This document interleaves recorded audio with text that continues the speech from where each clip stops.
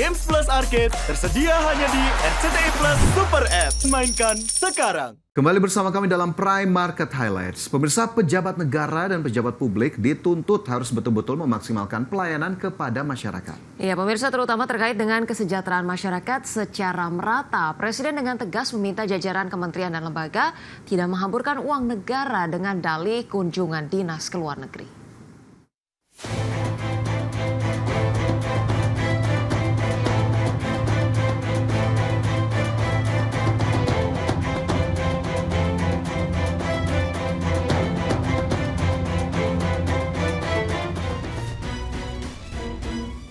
Menjelang akhir tahun 2024, pemerintah mengambil kebijakan strategis.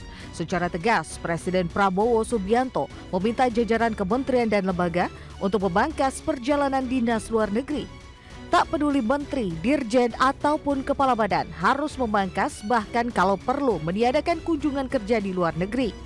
Hal ini demi upaya efisiensi anggaran negara yang terus membengkak setiap tahunnya.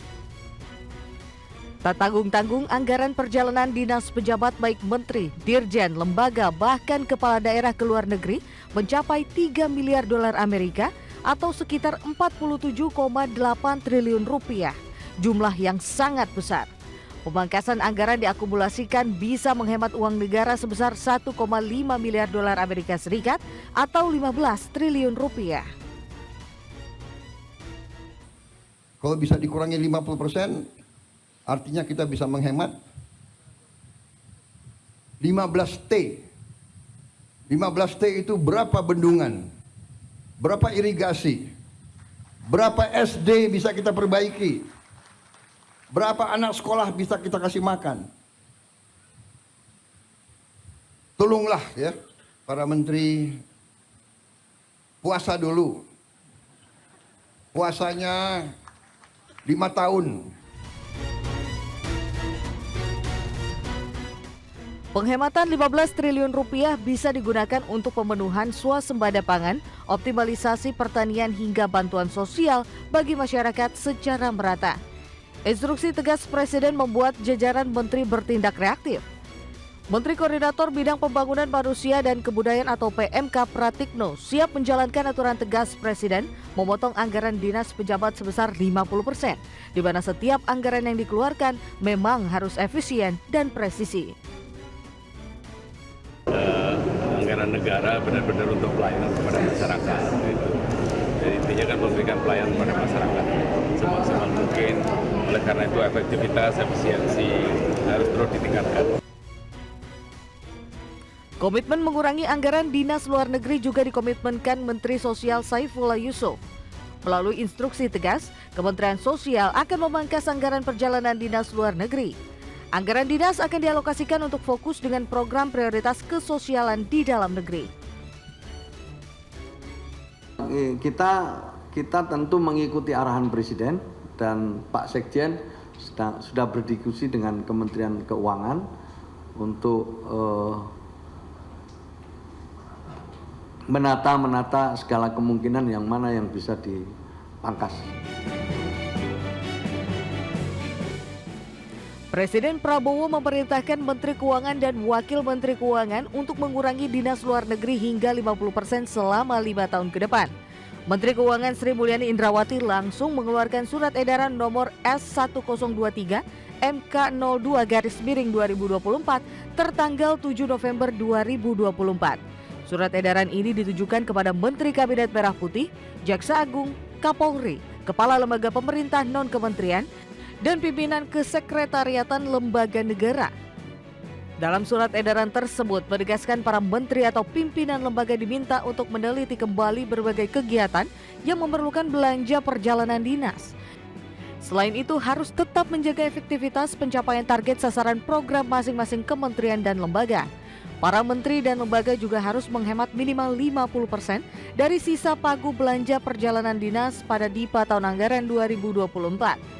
Dijelaskan pula kebijakan penghematan belanja perjalanan dinas dikecualikan untuk biaya perjalanan dinas bagi penyuluh pertanian, juru penerang dan penyuluh agama, serta biaya perjalanan dinas pada kedutaan besar atau atase.